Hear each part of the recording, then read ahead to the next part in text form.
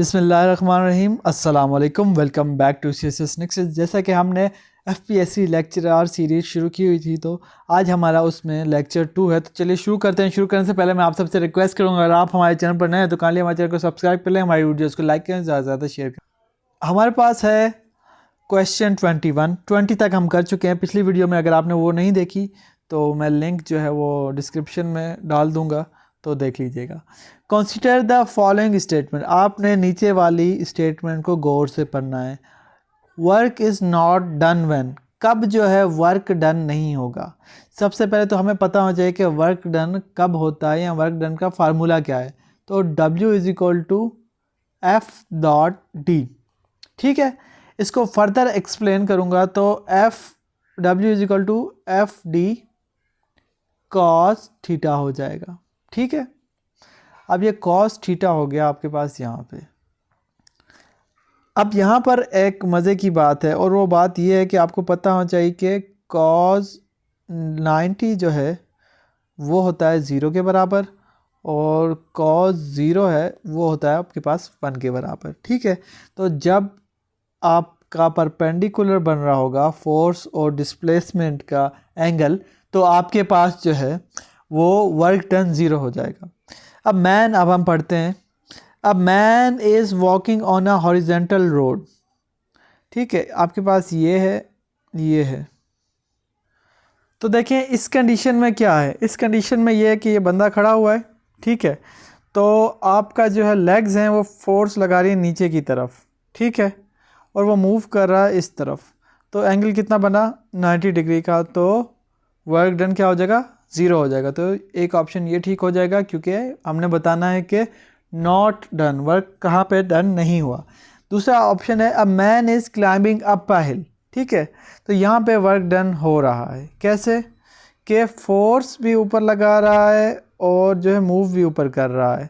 ठीक है, तो यहाँ पे थीटा 0 हो जाएगा, तो cos 0 इज इक्वल टू 1, तो यहाँ पे वर्क होगा। तो ये जो है हमारा ऑप्शन सही नहीं है। हमने उसको बताना है कि कौन से ऑप्शन में वर्क नहीं हो रहा।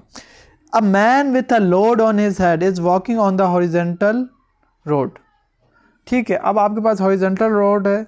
ठीक है, उसमें आपके पास क्या हो रहा है, वेट जो है वो नीचे है, रोड जो है हॉरिजेंटल है। तो यहाँ पे डिग्री 90 डिग्री बन जाएगी, और जो है यहाँ पे भी आपका वर्क डन नहीं होगा। तो this will also the right answer.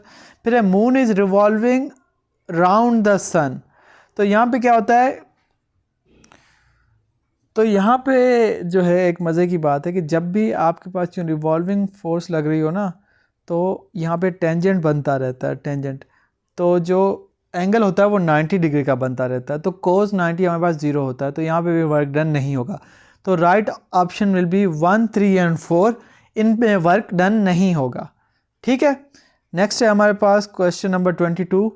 What is the correct sequence in which the length of the following unit increase. आपने बतानी है कि इनको असेंडिंग ऑर्डर में लिखना है। ठीक है, तो एंगस्ट्रॉम होता है 10⁻⁴। तो आपने इनको असेंडिंग ऑर्डर में लिखना है। तो सबसे पहले यहाँ पे आ जाएगा क्या आ जाएगा 10⁻⁻10। ठीक है, उसके बाद आ जाएगा आपके पास 10⁻⁻9। ये नैनो है, ये एंगस्ट्रॉम है, ये नैनो है। उसके बाद आ जाएगा आपके पास माइक्रोन 10⁻⁻6।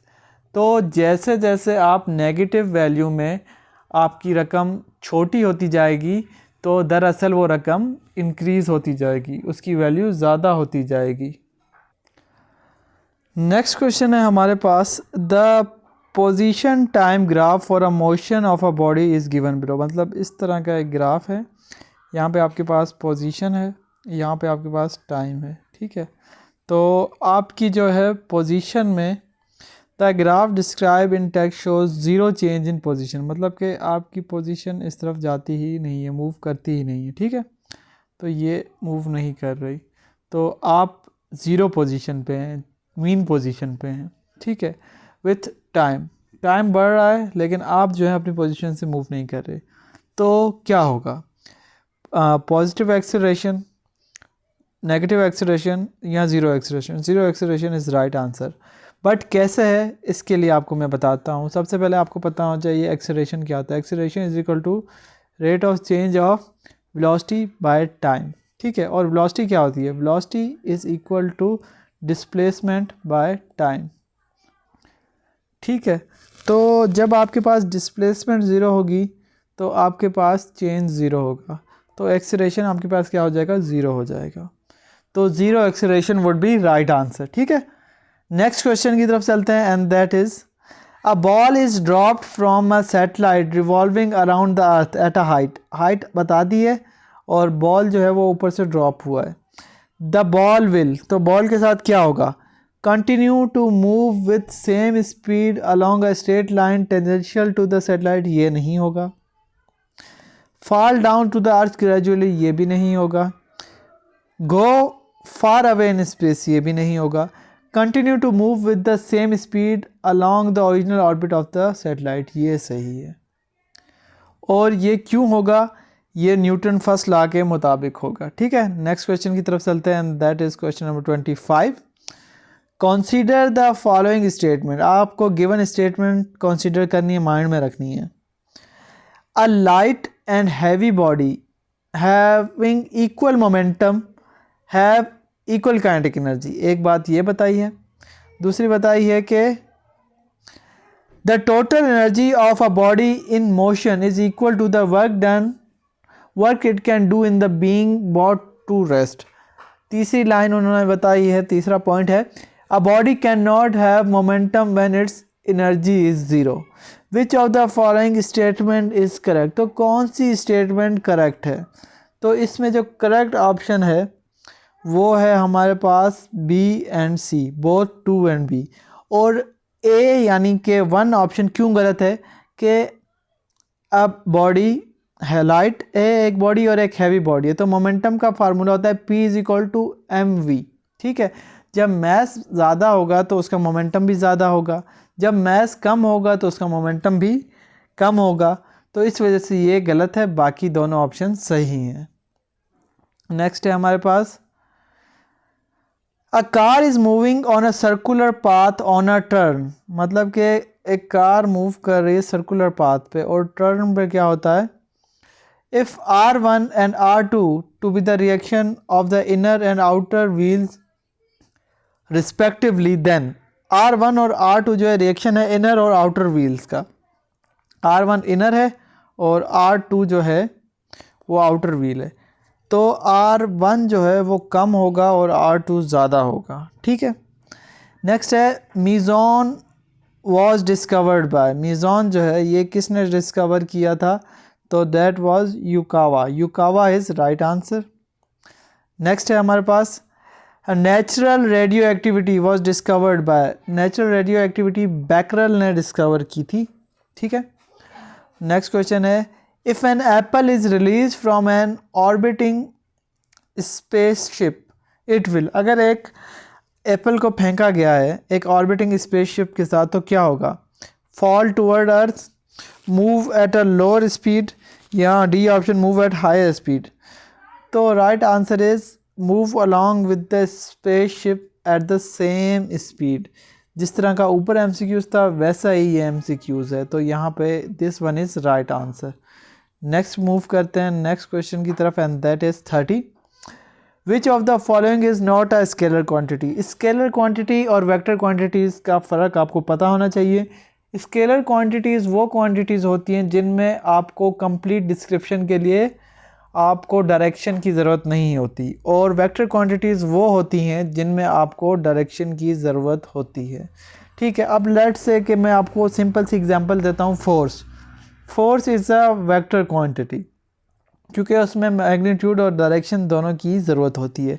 अगर मैं आपको कहता हूँ फोर्स लगाओ, तो आप जो है मुझसे पूछेंगे कि सर किधर फोर्स लगाऊं, लेफ़्ट राइट, ठीक है, पूछेंगे, मतलब उसमें डायरेक्शन की ज़रूरत है, तो दैट इज़ वेक्टर क्वांटिटी। तो यहाँ पे उसने पूछा है कि कौन सी जो है स्केलर क्वांटिटी नहीं है। Time is scalar quantity. हम कभी ये नहीं कहते कि 3 मिनट हो गए हैं लेफ़्ट साइड पे, 4 मिनट हो गए हैं राइट साइड पे, ठीक है। अब हम वॉल्यूम को भी हम ये नहीं कहते कि भाई हमें 10 किलो दूध नीचे की तरफ दे दो, 3 किलो पानी ऊपर की तरफ भर दो, ऐसा नहीं कहते, ठीक है। और डेंसिटी भी जो है ये भी हमारे पास स्केलर क्वांटिटी है। तो मोमेंटम जो है P is equal to mv, that is vector quantity and not scalar quantity. तो डी ऑप्शन इज़ राइट, क्योंकि हमारे पास जो वेलोसिटी है यहाँ पे ये जो है वेक्टर क्वांटिटी है, ठीक है। नेक्स्ट आगे चलते हैं हम। विच of the following is a vector quantity. Vector quantity वो क्वांटिटी होती है जिनमें मैग्नीट्यूड और डायरेक्शन दोनों की ज़रूरत होती है, तो velocity is the right answer. Next है हमारे पास 32। Which of the following parameter does not characterise the thermodynamic state. तो वर्क जो है वो थर्मोडायनेमिक स्टेट को कैरेक्टराइज नहीं करता, टेम्परेचर और प्रेशर करते हैं। फिर है हमारे पास 1 nanometer is equal to 10 raise power -9, ये हमें पता है, ऊपर पढ़ के आए। Angstrom 10 power -10। The rate of change of momentum of a body is equal to the resultant force. The rate of change of a body is equal to resultant force, ठीक है, मोमेंटम। तो ये आपको पता होना चाहिए। नेक्स्ट है हमारे पास the SI unit of mechanical power is watt. जो पावर का ऐसा यूनिट है वो क्या होता है, वॉट होता है। 36। Which one of the following physical quantity is the same for molecule of all gases at a given temperature. तो काइनेटिक एनर्जी है वो जो है सेम रहती है एट अ गिवन टेम्परेचर। फिर है हमारे पास Newton's law of motion do not hold good for object moving with velocity comparable to the velocity of light. जो बहुत तेज़ स्पीड से मूव कर रहे हो, तेज़ वेलोसिटी से मूव कर रहे हो, तो उन पर जो है ना न्यूटन्स लॉ ऑफ मोशन नहीं लगा सकते हम, वहाँ पे फिर हम क्लासिकल फिजिक्स की तरफ मूव कर जाते हैं। बार is the unit of.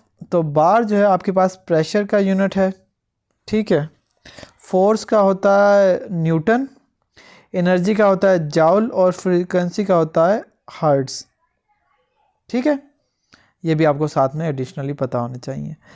Which on which of the following conservative laws does a rocket work. तो रॉकेट जो है आपके पास लीनियर मोमेंटम पर काम करता है। फिर है if a small rain drop falls through air. अगर एक स्मॉल रेन ड्रॉप जो है बारिश का कतरा नीचे गिरता है तो क्या होता है, it's velocity goes on increasing. उसकी वेलोसिटी जो है इंक्रीज़ होती जाएगी, उसकी वेलोसिटी डिक्रीज़ होती जाएगी। Its velocity goes on increasing for some time and then becomes constant. तो दिस इज़ राइट आंसर। और क्यों होगा, ये आपने टर्मिनल वेलोसिटी का कॉन्सेप्ट पढ़ा होगा, ठीक है, उसकी वजह से।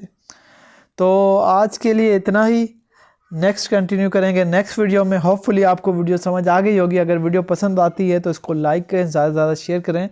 मिलते हैं एक नई वीडियो के साथ, तब तक के लिए अल्लाह हाफिज़।